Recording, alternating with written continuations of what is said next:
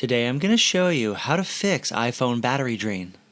To get started, open the App Store app and click your profile icon, then scroll down and click on Update All. This will optimize your apps to be more compatible and less demanding on your phone. Now open the Settings app and click on General, then scroll down and click Background App Refresh, then click on it again. For this setting, select the Off or Wi-Fi option and this will stop apps from refreshing in the background. Now open up the Settings app and scroll down to Privacy and Security and click on it, then click on Location Services. Here you will see a list of all apps currently using GPS. To disable one, click on the app you want to change, then select Never or While using the app. Now go back to your Settings app and open it, then click on Battery. Click on View All Battery Usage and this will show you all the apps and the percentage of battery that it's using. If you see an app in here that you rarely or never use, deleting it will greatly improve your battery life.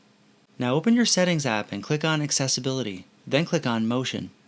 At the top there is an option called Reduce Motion. Enabling this will reduce the effects of fancy animations, greatly improving your battery life.